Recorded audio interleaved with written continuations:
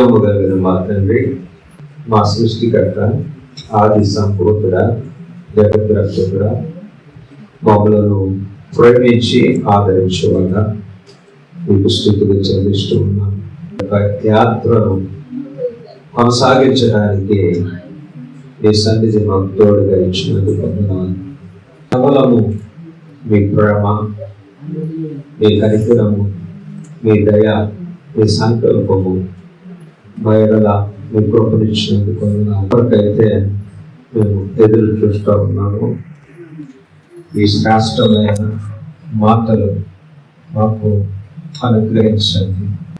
మీ సేవకుడిని మీ శిలువలో మరుగుపరుచుకొని మాట్లాడేది మీరు కనుక నాకు నోటికి బోరుగా ఉంది. బిడ్డలతో నాతో కూడా మాట్లాడేది మహిమ పొందమని ఈ మనవులు యేసునామములో అడుగుతున్నాను తండ్రి, ఆమేన్. ఈరోజు అంశం ఏమిటంటే let us second coming of God Jesus Christ. Let us right attitude. Let us right attitude of second coming of God Jesus Christ. ఈ యొక్క మరి రెండవ రాకడ విషయంలో క్రైస్తవ సంఘము వైఖరి, క్రైస్తవ విశ్వాసుల యొక్క వైఖరి ఎలా ఉండాలి, ఏ విధంగా ఉండాలి? బైబిల్లో నుంచే పరిశుద్ధాత్మ దేవుడు బయలుపరిచే సూటి అయినటువంటి స్పష్టమైన లేఖన సత్యాలను మన హృదయంలో ఈరోజు పదిలపరుచుకోవలసిన వారుగా మనము ఉన్నాము అనే సంగతిని నేను మీకు తెలియజేస్తూ ఉన్నా. మరొకసారి మీకు ఈ అంశాన్ని తెలియజేస్తా ఉన్నాను.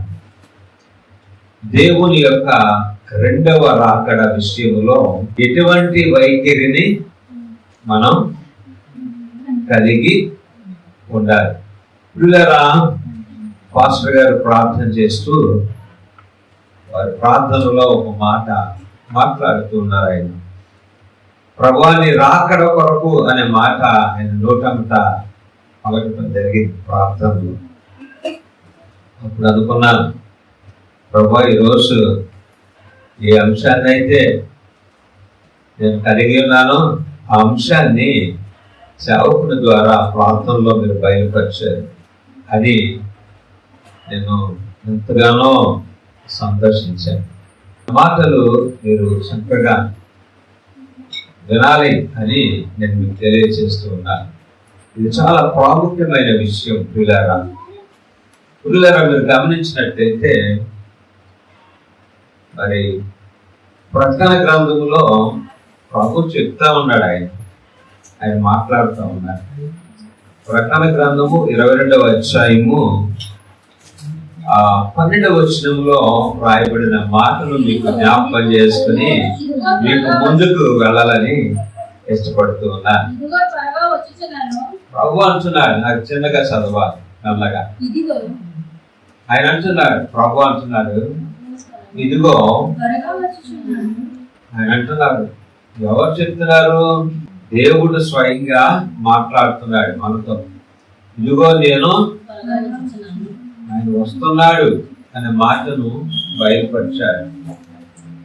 మరి ఆయన వస్తున్నాను అనే మాట బయలుపరిచినప్పుడు, మనతో చెప్తున్నప్పుడు మనం ఎలా ఉండాలి? అది కావాలి.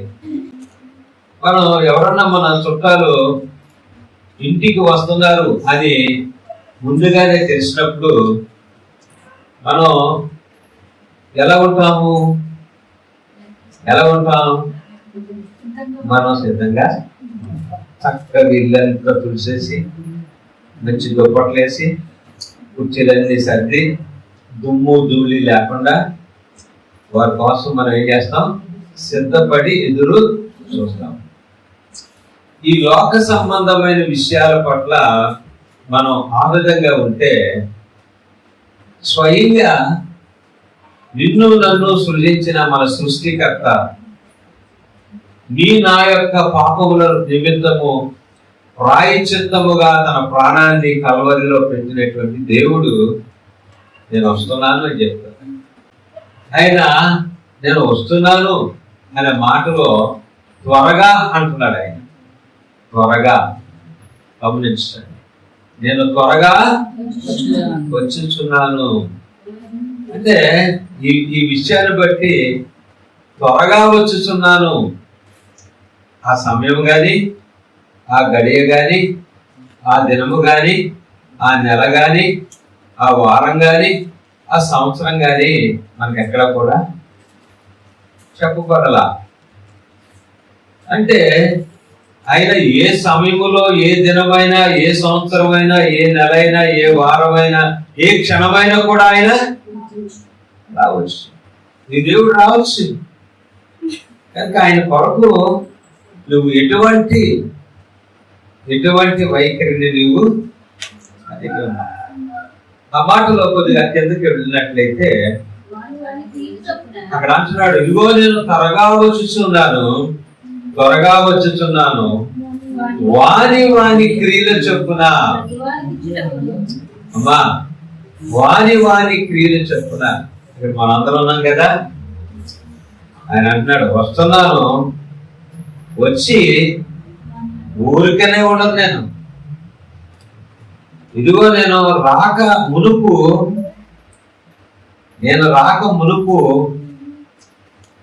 మీ యొక్క ప్రవర్తన విషయంలోనేమి, మీ క్రియల విషయంలోనేమి నేను నా దగ్గర దాచబడినటువంటి ప్రతిఫలము, నా దగ్గర దాచబడినటువంటి ఒక జీతము మీకు ఇవ్వటానికి నేను త్వరగా వస్తున్నాను. సో మీ క్రియల యొక్క పనికి తగిన ప్రతిఫలం ఎవరి దగ్గర ఉన్నది అని అంటే మీ దేవుని దగ్గర. ఇది గ్రహించాలి, ఇది గ్రహించాలి. తల్లి మాట్లాడకుండా అంటే కొద్ది నిమిషాలు మాట్లాడుకున్నాం.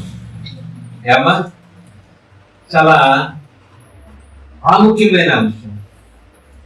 ఎందుకంటే మన అస్మాన్ మాట్లాడుకున్నాం, ప్రభు చేస్తున్నాడు, రెండవ రాకడ వచ్చేస్తుంది. దీని విషయంలో మన యొక్క వైఖరి ఎలాగా ఉండాలి? ఈ రెండవ రాకడ విషయంలో భక్తులైనటువంటి వారు అనేకమైనటువంటి విషయాలు పరిశుద్ధాత్మల ద్వారా బైబిల్లో లిఖించబడ్డాయి. మన కోసం రాయబడినటువంటి యొక్క ఆ మాటలను మనం గ్రహించవలసిన వారుగా ఉన్నాం. పేతురు రాసినటువంటి 2వ పత్రికలో 3వ అధ్యాయము 8వ వచనము నుండి ఒక్కరు మీరు జాగ్రత్తగా 11వ వచనం వరకు చదవండి, ముక్కలుగా చదవండి. అక్కడ చక్కని మాట వాళ్ళు ఏమన్నాడు ఆయన? మనం ప్రియులు, మనము దేవుడు ప్రేమించినటువంటి తన పిల్లలు. ఆయన అంటాడు, మీరు నాకు ప్రియులు. వీళ్ళరా ఒక సంగతి మీరు మర్చిపోవద్దు. చాలా చాలా ఈ మాటలను మీరు మననం చేసుకోవాలి. ఒక సంగతి మీరు మర్చిపోవద్దు. ఆ మాట చాలా ఖచ్చితత్వాన్ని తెలియజేస్తా ఉన్నాయి. మీరు ఒక సంగతిని మర్చిపోవద్దు. వేరే సంగతులు మర్చిపోతున్నారేమో కానీ పక్కకోటికి పేతురు గారు రాసినటువంటి మాటలను మీరు కడచెవులు పెట్టద్దు, నిర్లక్ష్యం చేయొద్దు. జాగ్రత్తగా మీ హృదయంలో పదిలపరుచుకున్న వారిగా మీరు ఉండాలి. ఒక సంగతిని మీరు మర్చిపోవద్దు. ఏంటి ఆ సంగతి? అదేంటంటే ఒక చదువు ప్రభువు దృష్టికి అమ్మమ్మ ఇది జ్ఞాపకం పెట్టుకోండి. మన దృష్టికి లోకం దృష్టికి కాదు, దేవుని దృష్టికి, ప్రభువు దృష్టికి ఒక దినము. ప్రభు దృష్టిలో ఒక దినం అంటే ఎన్ని సంవత్సరాలు? దేవుని దృష్టిలో సుమా, మన దృష్టిలో, లోకం దృష్టిలో కాదది. ప్రభు దృష్టిలో ఒక దినము 1000 సంవత్సరములు. 1000 సంవత్సరములు ఒక దినం వలె చెప్తున్నాడు. ఒక దినము 1000 సంవత్సరాలు. 1000 సంవత్సరాలు ఒక దినము ప్రభు దృష్టిలో. కనుక ఈ మాట వచ్చినప్పుడు ఏంటి, ప్రభు ఎలా మాట్లాడుతున్నాడు ఏంటి? సంవత్సరానికి 365 దినాలు, మరి ఒక దినం ఏకంగా 1000 సంవత్సరాలు అంటున్నాడు ఏంటి? 1000 సంవత్సరాలు ఒక దినం అంటున్నాడు ఏంటి అంటే, పిల్లలు గమనించండి, ఈ సృష్టికి కారకుడు ఆయన. ఈ సృష్టి యావత్తును కూడా 6 దినాలలో ఆయన సృజించాడు. ఈ సృష్టిని 6 దినాలలో సృజించటం మానవాళి వలన అయ్యేటువంటి ఒక పని గమనించాడు. కాబట్టి దేవుని దృష్టిలో ఒక సంవత్సరము 1000 దినాలు, ఒక దినము 1000 సంవత్సరాలు. 1000 సంవత్సరాలు ఒక దినము అనగానే ఆయన సర్వశక్తిమంతుడు. కాలగతులు దేవుని వశమై ఉన్నాయి. అమ్మా, కాలగతులు దేవుని వశమై ఉన్నాయి. ప్రభు అందుకని అంటాడు కదా, మానవ జీవితంలో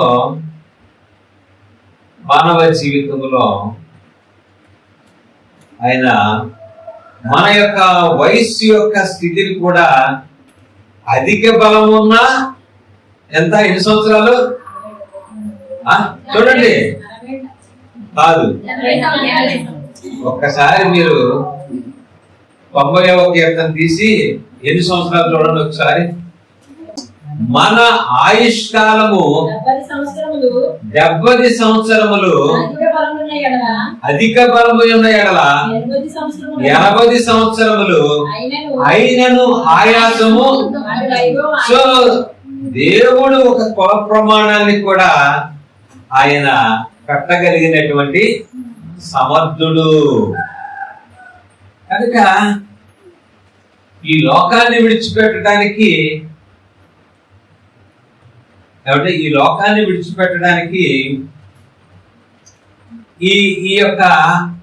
ఈ కాలము, పరిమాణము అనేది ఎవరి వశములో ఉన్నాయి? దేవుని వశములో. అందుకనే పేతురు గారు భక్త కోటికి రాస్తూ ఆ మాటల్లో ఉన్నటువంటి పరిశుద్ధాత్ముడు వ్రాయించబడిన మాటల్లో ఒక దినము ప్రభు దృష్టిలో సుమాన్ ఒక దినము 1000 సంవత్సరాలు. 1000 సంవత్సరాలు ఒక దినము వలె ఉన్నవి. చదవండి. కొందరు ఆలస్యమని ప్రభు తన వాగ్దానమును గూర్చి ఆలస్యము చేయవాడు. ఎందుకని? ప్రభు దృష్టిలో ఒక దినం 1000 సంవత్సరాలు, 1000 సంవత్సరాలు ఒక దినం. కాబట్టి ఆయన ఆలస్యము చేయువాడు కాదు గాని, అదనమాట, ఎవడు నశింపవలనని ఇచ్చయింపక అంతటా అందరూ మారు మనస్సు పొందవలనని ఆయన ఆలస్యము చేయించు ఉన్నాడు. దేవుని స్తోత్రం కలుగునుగాక. నీ ఎడల నా ఎడల ఆయన కరుణా వాత్సల్యత ఏమిటి అని అంటే, నీవు నేను కూడా నశించుకోకుండా మనం మారు మనస్సు పొందాలి, మనము రక్షణ పొందాలి, మనము బాప్తిస్మము పొందాలి అనే ఉత్సుకతతో దేవుడు ఆయన ఆలస్యము చేయించు ఉన్నాడు. హల్లెలూయా. తర్వాత వ్రాయబడిన మాటలు, మీ ఎడల దీర్ఘశాంతము గలవాడై ఉన్నాడు. అయితే ప్రభువు దినము ఆయన రాకడ, అమ్మా ఆయన రాకడ దొంగ వచ్చినట్లు వచ్చును. 13వ వచనం వరకు. ఆ దినమున చాలు, అక్కడ కాపుదాం. కాబట్టి ప్రభు ఎలాగొస్తాడు? దొంగ వచ్చినట్లు. ప్రభు రాకడ గురించి మాట్లాడాడు కనుక మనము ఆయన రాకడ కొరకు సిద్ధ మనస్కులై ఉండాలి అనే విషయాన్ని లేఖనాలు మనకి స్పష్టంగా గుర్తు చేసి చెప్పండి. నా ప్రభు రాబోతున్నాడు, నేను సిద్ధంగా ఉన్నాను అని చెప్పగలమా? సంఘము నేను సిద్ధంగా ఉన్నాను అని చెప్పడానికి నాకు సులువే, మీకు కూడా సులువే. కానీ మన వైఖరి ఆయన రాకడ సిద్ధపాటు అయ్యేటువంటి యొక్క ఆయన రాకడ కొరకు మనం సిద్ధపడేటువంటి యొక్క వైఖరి ఏ విధంగా ఉంది, ఆ వైఖరిని బట్టి మనం సిద్ధంగా ఉన్నామా లేదా అనేది వాక్యము మనకి బయలుపరుస్తుంది. హల్లెలూయా. ఇప్పుడు చెప్తాను ఈ మాటలు మీరు గమనించండి. ఎటువంటి వైఖరి మనం కలిగి ఉండాలి, ఎటువంటి వైఖరి కలిగి ఉండాలి. మత్తయి సువార్త మీరు తీసినట్లయితే 24వ అధ్యాయము 44వ వచనం. అది దొంగ వలే వస్తున్నారు అని చెప్తున్నాడు కదా.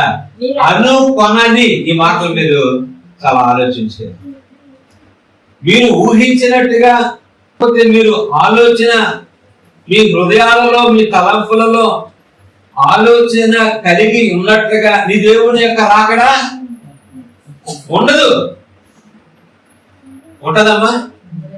ఉండదు.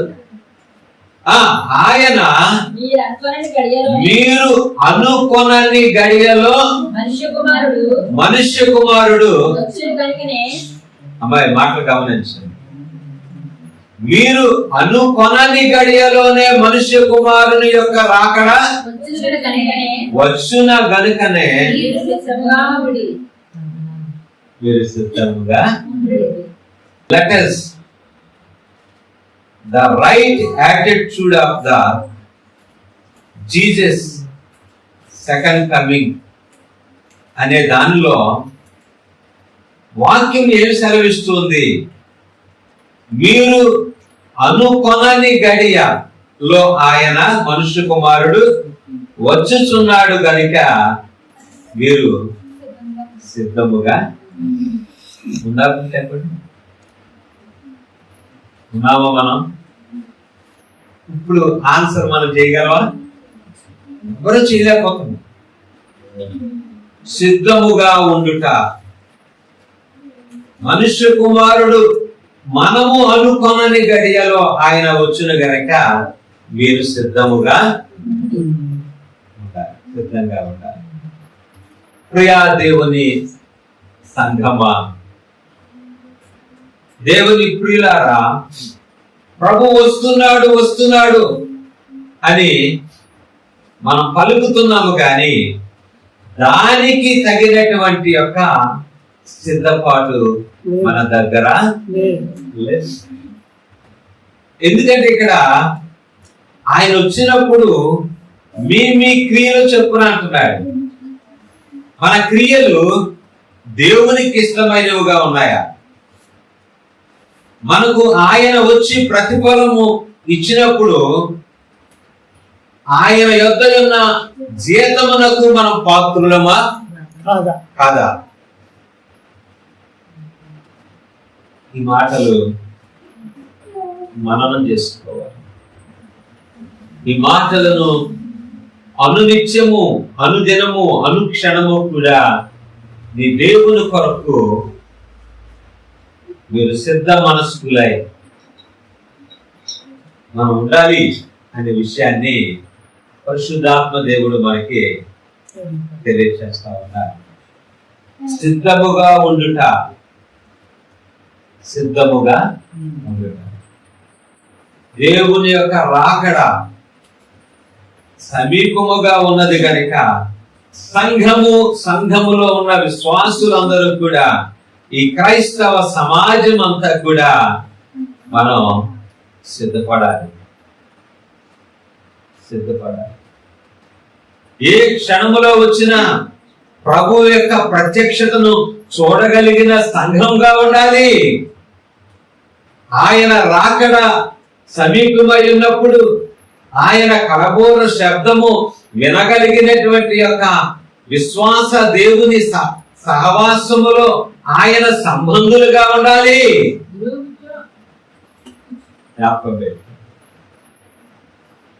ఆయన స్వరము వినగలిగినటువంటి ఆపేక్ష కలిగినటువంటి యొక్క విశ్వాసులుగా మనం ఉండాలి. ఆయన స్వరమును కనిపెట్టగలిగిన వారిగా మనం ఉండాలి. అటువంటి సిద్ధపాటు మనం కలిగిన విశ్వాసులుగా మనం ఉండాలి.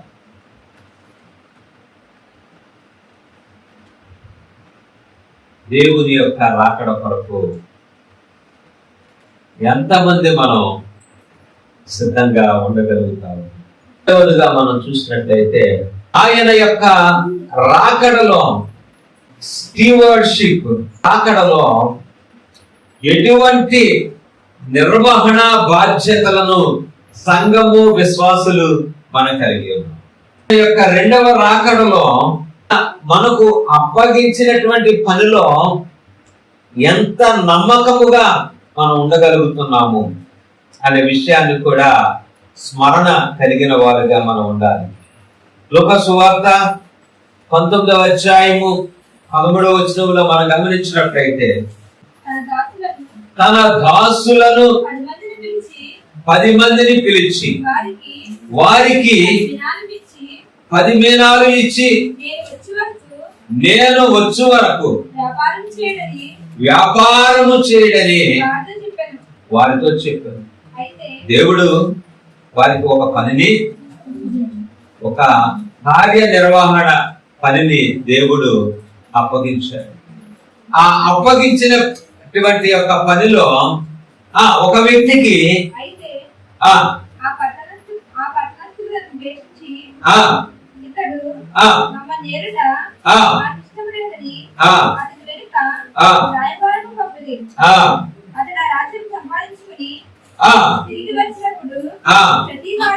ప్రతి వాడును ఏమేమి సంపాదించిరో దేవుడు తెలుసుకున్నట్టుకై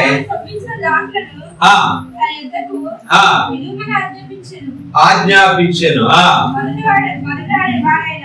మొదటి వాడైన అయ్యా నీవు ఇచ్చినటువంటి యొక్క మేనా వలన 10 మేనాలు లభించినవి. అతడు ఏమన్నాడండి? కార్యనిర్వహణ విషయంలో ప్రభువు చెప్పినటువంటి యొక్క ఆ పనిలో వైఫల్యం చెందాడా, అభివృద్ధి చెందాడా? అభివృద్ధి చెందడానికి గల కారణం ఏంటి?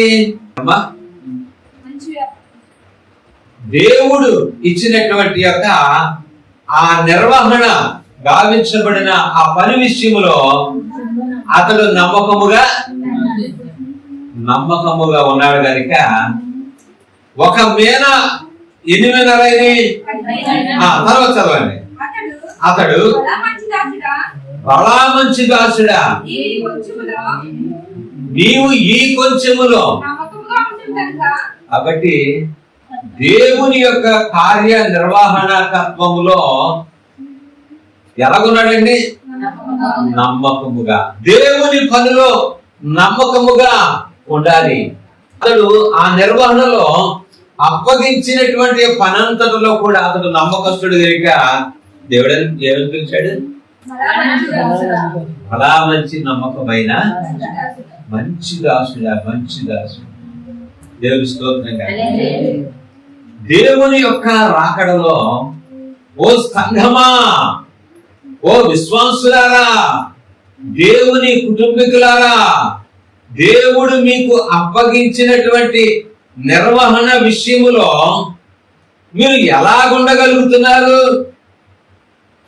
యథార్థవంతులుగా ఉండి ఆ నిర్వహణ నమ్మకస్తులుగా ఉండి దేవునితో ఓ బలామంచి నమ్మకమైన ఓ దాసుడా, ఓ దాసురాలా అని పిలవనంపించుకునేటువంటి సాక్షార్థమైన ఆ జీవితాన్ని దేవుని యొక్క రాకడలో మీరు కలిగి దేవుని స్తోత్రం కలుగునుగా.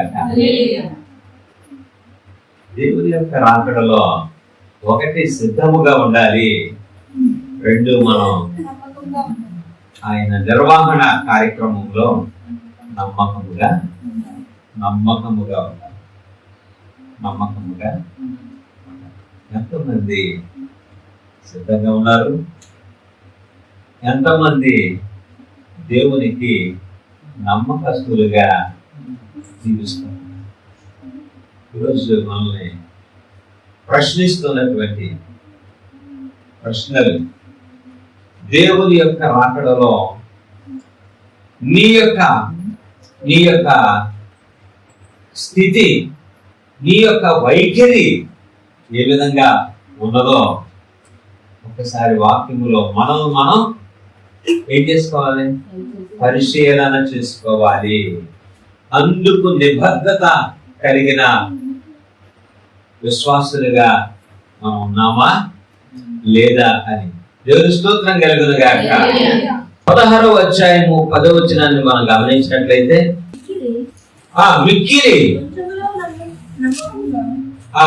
మిక్కిలి కొంచెములో నమ్మకముగా ఉండేవాడు ఎక్కువలోనూ. అక్కడ మూడవ వాడు ఏం చేశాడంటే ఇచ్చిన మేనాలు ఏం చేశాడు? పాతి పెట్టి ఏం చేశాడు? ప్రభు తన దేవుడు పంపించినటువంటి ఆ విషయాలను ఆ దాసులు అడిగినప్పుడు ఏం చేశాడు చూడండి. అది అతడు అంతటా మరియొకడు వచ్చి అయ్యా ఏమన్నా ఇదిగో, ఎంత నిర్లక్ష్యం, ఎంత బద్ధకం చూడండి. ఇదిగో నీ మీద నీవు పెట్టిన దానిని ఎత్తుకుని వాడువు, విత్తిన దానిని పోయివాడవై కఠినుడు గనుక నీకు భయపడి దీనిని ఏం చేశాడంట? రుమాలును కట్టి. అందుకతడు ఏమన్నాడు? మొదటి వాడేంటి? అపనమ్మకస్తుడు, అవిశ్వాసి, నిర్లక్ష్యము, అవిధేయత, మూర్ఖ స్వభావము, తన యొక్క ఆలోచన ఉద్దేశము యొక్క సరళి అతనిదే గాని ఆయన చెప్పిన మాటను చేయరా. ఇంకేమంటాడు కింద? చెడ్డదాసుడా, నీ నోటి మాటలు ఎలా ఉన్నాయండి? చెడ్డవిగా ఉన్నాయి. అతడు పలికేటువంటి యొక్క మాటలు కూడా చెడ్డవిగా ఉన్నాయి. ఏం తీర్చబడుతుంది? నీకు తీర్పు తీర్చబడుతుంది. నేను తీసి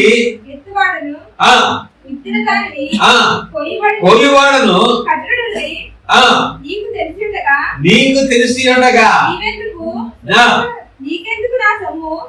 నీకెందుకు నా సొమ్ము సహకారుల యొద్ద నుండి నేను అది తీసివేసి నేను వచ్చి తీసుకుందునని. సో పనిష్మెంట్ అనేది అక్కడ కనబడతా ఉన్నది. ఆయన నిర్లక్ష్యం చేసి అపనమ్మకము, అవిశ్వాసము, తృణీకారం ఉండేటువంటి యొక్క అవిధేయత, వీటన్నిటిని బట్టి ఏం చేయబడుతుంది? తీర్పు తీర్చబడుతుంది. ఇది గమనంలోకి తీసుకోవాలి. ప్రభువు చెప్పినటువంటి యొక్క పని కలిగి లేకపోతే అపనమ్మకము, అవిశ్వాసము, నోటి దురుసు, నిర్లక్ష్యము, వీటన్నిటిని బట్టి తీర్పు తీర్చు. పిల్లరా, దేవుని యొక్క రెండవ రాకడ విషయంలో బహు జాగ్రత్తగా ఉండాలి. సంఘము, విశ్వాసులైన వారు కూడా బహు జాగ్రత్తగా ఉండాలి. బలా మంచి నమ్మకమైన దాసుడా, దాసురాల అనేటువంటి నమ్మకత్వాన్ని కలిగినటువంటి ఆ స్థితిని సంఘము, విశ్వాసులు కలిగి ఉండాలి అనే విషయాన్ని లేఖనాలు సెలవిస్తా ఉన్నాయి. మొదటి కొరింథీ పత్రిక 4వ అధ్యాయం 2వ వచనాన్ని చూసినట్లయితే, మరియు గృహ నిర్వాహకులలో ప్రతి వాడును ఎలాగనే దేవుని గృహ నిర్వాహకత్వములో ప్రతి వాడును నమ్మకమైన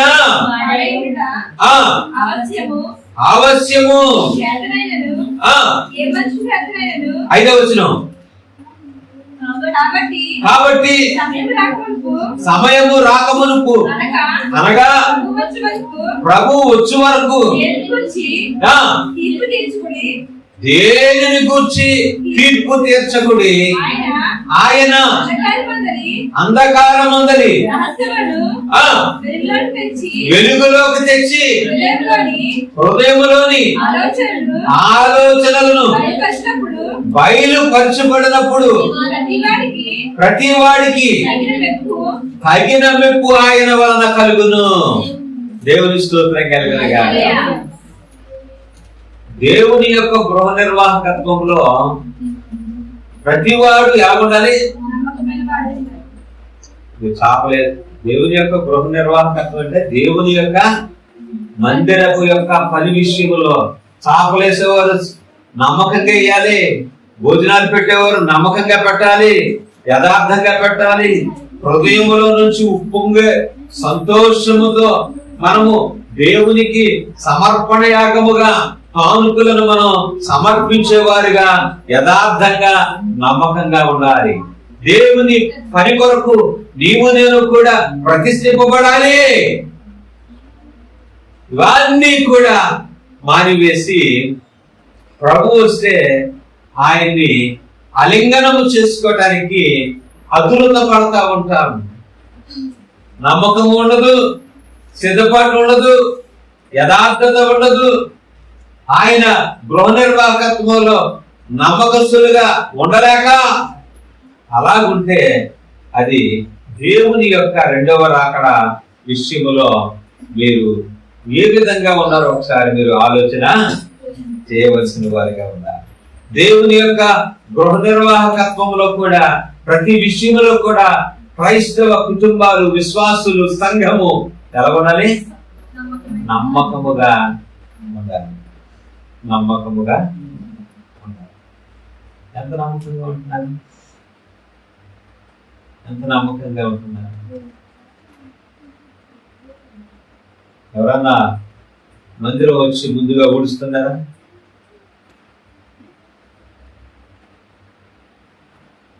ప్రతి ఆదివారం దేవుని మందిరాన్ని శుభ్రం చేసేవాడు ఎంతమంది ఉన్నారు?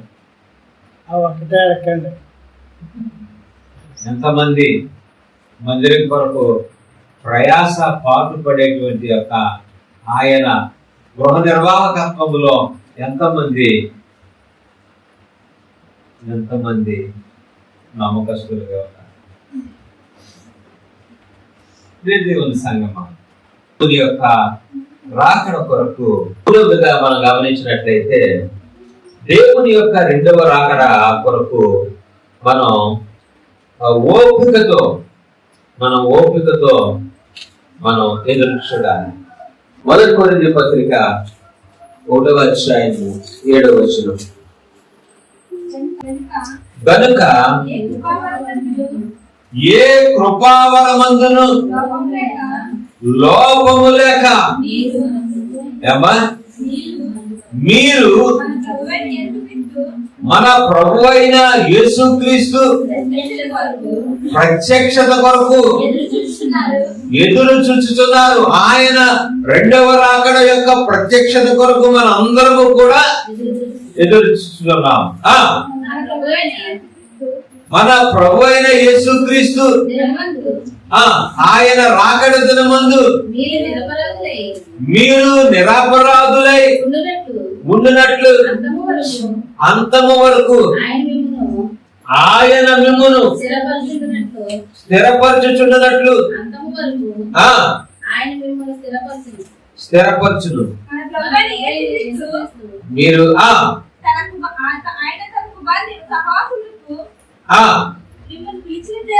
మిమ్మల్ని పిలిచిన దేవుడు నమ్మదగినటువంటి కనుక మీరు ఆయన కొరకు ఎదురు చూచుటలో ఎలాగ ఉండాలి అని అంటే, ఒకసారి 1 కొరింథీ పత్రిక 1:7 ఉన్నటువంటి యొక్క సరైన భావాన్ని మనం అర్థం చేసుకోవాలి. ఏ కృపావరమునందును లోపము అమ్మా లోపము ఏ కృపావరమునందును లోపము మళ్ళీ చెప్తున్నా లోపము లేక మీరు ఎలా ఉండాలంట? నిందారహితులై ఉండాలి. దేవుని యొక్క రాకడ కొరకు ఎదురు చూసేవారు లోపము లేని వారుగా ఉండాలంట. మీలో ఏముండకూడదు, ఏ లోపము కూడా మనలో ఉండటానికి వీలు లేదు. రెండవదిగా నిందారహితులై ఉండాలి. ఎటువంటి నిందపాలు కలిగి ఉండేటువంటి ఆ యొక్క స్థితి మనలో ఉండటానికి వీలు లేదు. దేవుని యొక్క రెండవ రాకడ కొరకు ఎదురు చూసేటువంటి వారు మరి లోపము లేనటువంటి వారిగా నిందారహితులుగా ఉండాలి. నిందారహితులుగా ఎవరి చేత ఎటువంటి యొక్క నిందలు అపహాస్యము కలిగించేటువంటి యొక్క ఆ పనులను మనం చేయకూడదు. నింద మోపడం అంటే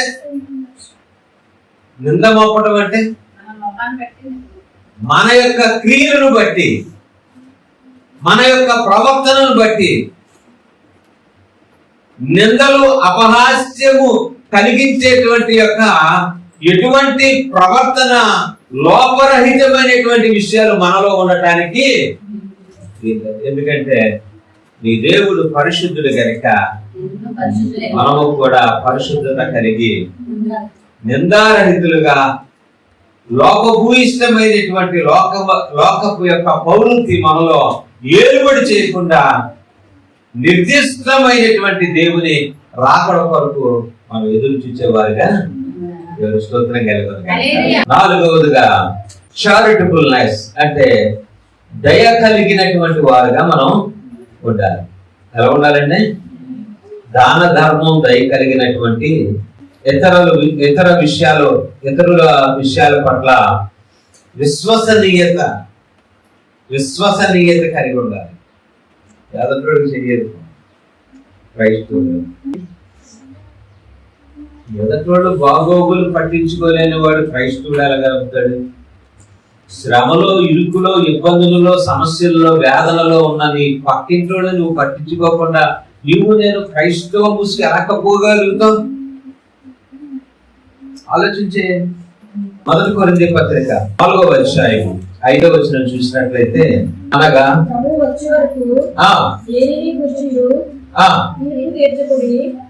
తీర్పు తీర్చేటువంటి యొక్క పరిస్థితి మనకు దేవుడు ఇవ్వలేదు. ఇచ్చాడా? నువ్వు నేను తీర్పు తీర్చుకున్నావా? ఆయన సత్యవంతుడు, ఆయన న్యాయవంతుడు, ఆయన యథార్థవంతుడు.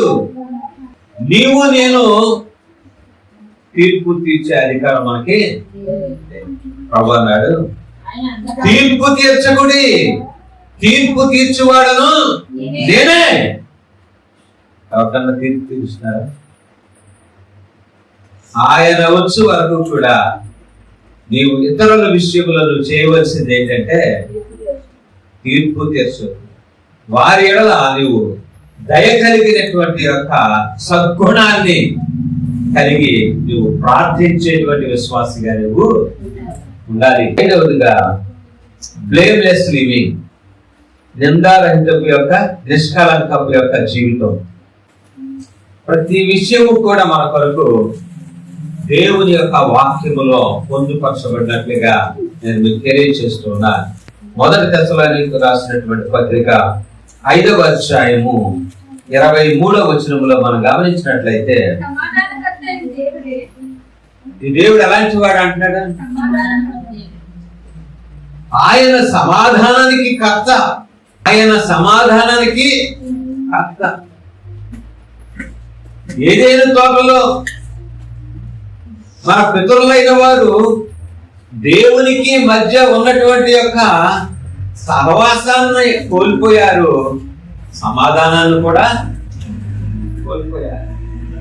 ఏ సమాధానం అయితే దేవునితో కోల్పోయామో ఆ సమాధానము క్రీస్తు యేసు ద్వారా మరలా మనకి ఇవ్వబడింది. అందుకని మాట మాట్లాడుతున్నాడు ఇక్కడ పౌలు ఆ తెస్సలోనికీయులకు రాసినటువంటి ఆ పత్రికలో సంఘంతో మాట్లాడుతున్నారు. నీ దేవుడు సమాధానకర్తయగు దేవుడు, మిమ్ములను పరిశుద్ధులుగా సంపూర్ణముగా పరిశుద్ధపరచునుగాక, మీ ఆత్మయు జీవమును శరీరమును మన ప్రభువైన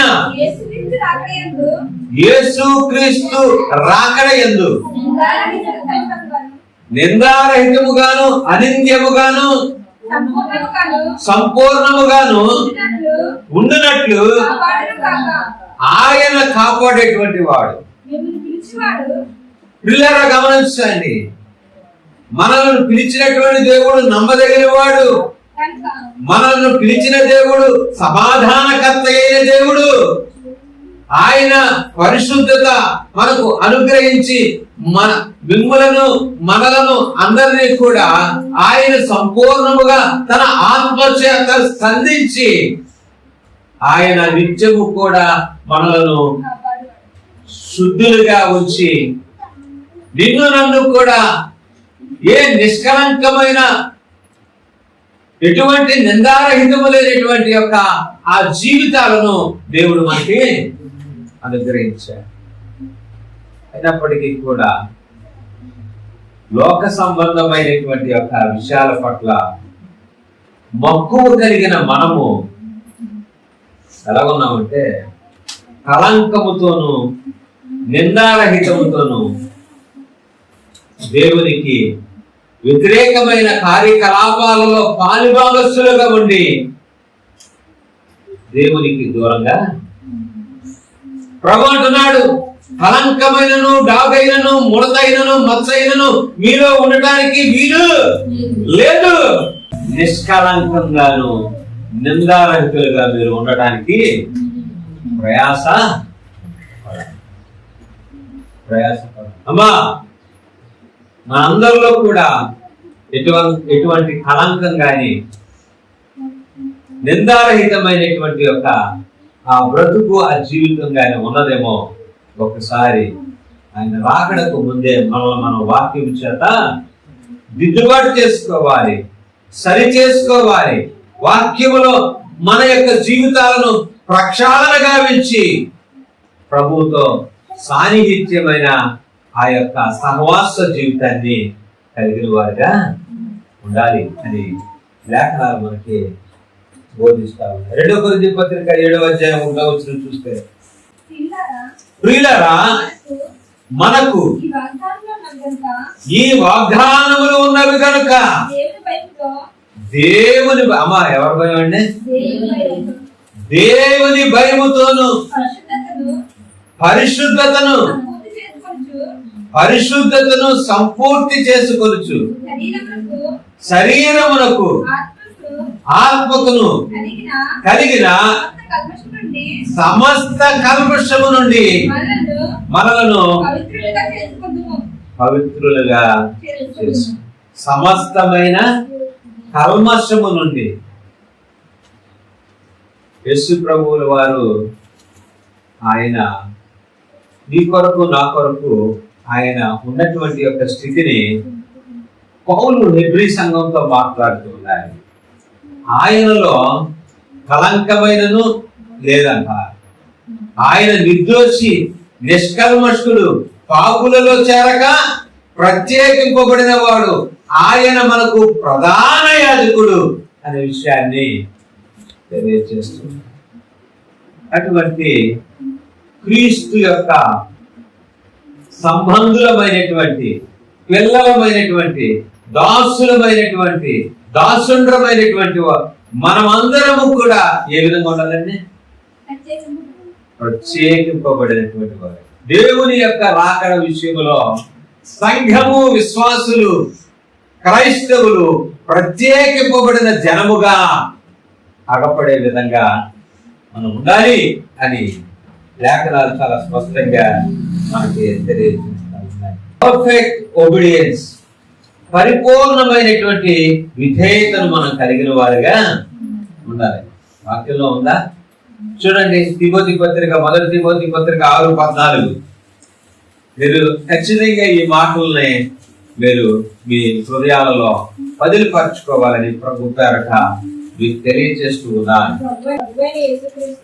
మన ప్రభు అయిన ఏమన్నారు ఆ మాటలు చూసారా?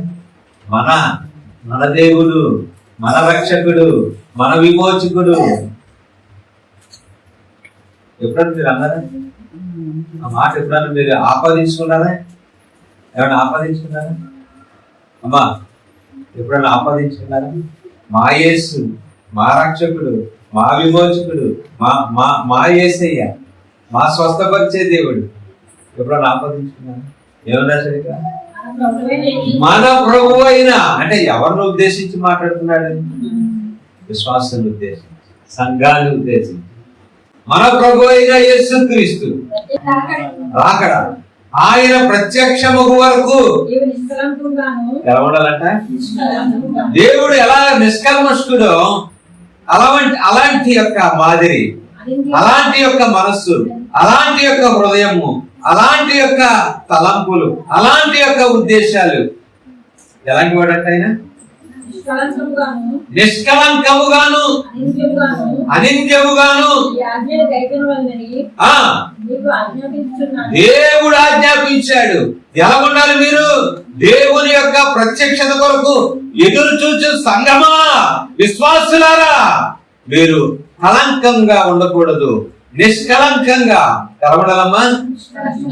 కలంకము లేనటువంటి వారుగా, ఏ మచ్చ లేనటువంటి వారుగా, ఏ పాపము లేనటువంటి వారుగా, ఏ దుస్తత్వము, ఏ దుర్నీతి, ఏ అవినీతి లేనటువంటి వారుగా ఆయన రాకడ కొరకు, ఆయన ప్రత్యక్షత కొరకు మనము సంఘంగా దేవుని స్తోత్రం కలిగిన గాక. తీతుకు రాసిన పత్రిక 2వ అధ్యాయము 13వ వచనం. తీతుకు రాసిన పత్రిక 2వ అధ్యాయం 13వ వచనం. మనము నమ్మదగిన వారమైనను ఆయన నమ్మదగిన వాడు. నమ్మదగిన వారికి దేవుడు ఎలా ఉంటాడు? ఉంటాడు. ఆయన తన స్వభావములకు విరోధముగా ఏది చేయడు.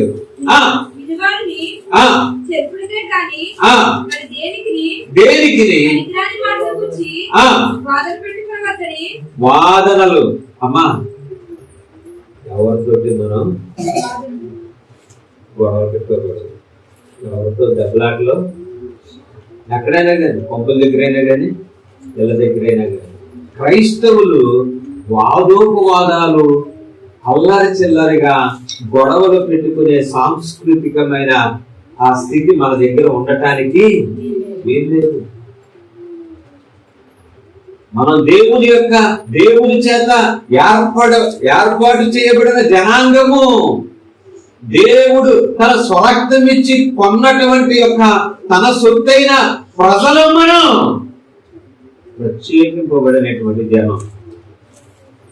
కనుక వెలుపులో ఉన్న వారికి మనకి మధ్య ఆ తారతమ్య భేదం ఏదో అది ఖచ్చితంగా మన నుండి లోకానికి తెలియవలసిన అవసరత ఉన్నది. అమ్మో, వీళ్ళు ఎంత సౌమ్యంగా ఉన్నారేంటి, వీళ్ళు ఎంత ప్రశాంతంగా ఉన్నారేంటి, ఒక బూతు తిడితే 10 బూతులు తిట్టట్లేదే.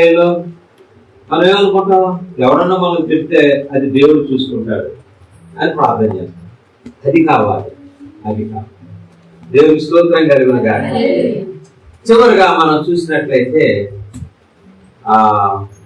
కాన్స్టెంట్ అబైడింగ్ అంటే నిలకడగా దేవునిలో నిలిచి ఉండుట, స్థిరముగా దేవునిలో నిలిచి ఉండుట.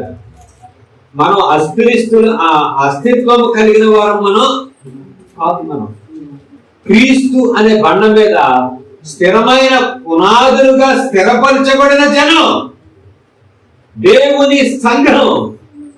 దేవుడు ఆయన యొక్క బండ మీద కట్టబడిన సంఘం, అందులో ఉన్నటువంటి బలమైన స్థిరమైన పునాది మీద ఉన్నటువంటి యొక్క విశ్వాసులమైనటువంటి మనం. కనుక మనము నిలకడగా స్థిరముగా నిలచి ఉండేటువంటి యొక్క ఆ కృపను మనం కలిగిన వారుగా ఉండాలి. మొదటి యోహాను పత్రిక 2వ అధ్యాయము 28వ వచనం ముగిస్తూ ఉన్నాను. కాబట్టి మనం పిలుస్తున్నాడు, చిన్నపిల్లలారా ఆయన నేను అన్ని విషయాలు కూడా 2వ రాకడ గురించి మాట్లాడుతున్నా. ప్రతి వచనం కూడా ఆయన ప్రత్యక్షమగు వరకు, ఆయన రాకడ యందు మనము ఆయన ఎదుట సిగ్గుపడక ధైర్యము కలిగి ఉండునట్లు మీరు ఆయన యందు నిలిచి ఉండుడి. ఆయన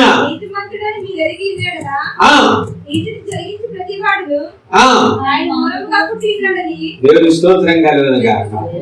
క్రీస్తు యేసులో స్థిరత్వము కలిగినటువంటి, క్రీస్తు యేసులో నిలిచి ఉండేటువంటి యొక్క స్వభావాన్ని మనం కలిగిన వారిగా సిగ్గు పడవలసిన అవసరత, లోకాన్ని బట్టి పడవలసిన అవసరత లేదు. లేక నేను అపహాస్యం చేస్తున్నారు, ఎగతాళి చేస్తున్నారు అనేటువంటి విషయాలను బట్టి నువ్వు ఏమీ కూడా చింతించవలసిన అవసరం లేదు. నువ్వు ఏమాత్రము కూడా ఈ లోకములో పరిస్థితులను బట్టి నీవు అవహేళనను బట్టి సిగ్గుపడవలసిన అవసరం లేదు. కానీ నీ యేసయ్యలో నువ్వు నిలిచి ఉండే అనుభవాన్ని, ఆయన ప్రత్యక్ష కొరకు ఉండాలి అనే విషయాన్ని నేను మీకు తెలియజేస్తున్నాను. హల్లెలూయా. ప్రియ దేవుని సంగమా, ప్రియులారా, మీరు దేవుని యొక్క 2వ రాకడలో ఎటువంటి వైఖరి కలిగి ఉండాలి అని అంటే చెప్పండి. 1 సిద్ధపాటు కలిగి ఉండాలి. 2 ఎలా ఉండాలి? 1 సిద్ధముగా ఉండాలి. 2 నమ్మకంగా, ఆయన కార్యనిర్వాహకత్వంలో నమ్మకంగా ఉండాలి. 3 ఎలా ఉండాలండి?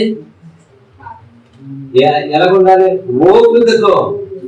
ఓపికతో మనం ఎదురు చూసేవారుగా ఉండాలి. తర్వాత చారిటబుల్నెస్ కలిగి ఉండాలి. ఇతరుల పట్ల దయ కలిగినటువంటి వారుగా ఉండాలి. నిందారహితమైన జీవితం జీవించాలి. పర్ఫెక్ట్ పరిపూర్ణ విధేయత కలిగినటువంటి విశ్వాసులుగా ఉండాలి. మనము నిలకడగా నిలిచి ఉండేటువంటి స్వభావాన్ని, పడిపోకూడదు, తప్పిపోకూడదు, జరిగిపోకూడదు. దేవుని యొక్క రాకడ కొరకు అటువంటి యొక్క జీవితం జీవించి ఆయన ప్రత్యక్షతను సంఘము ఆపేక్షించే విధముగా ఉండటానికి పరిశుద్ధాత్మ దేవుడు ఆయన కృప మనందరికీ దేవుడు దయచేయను గాక.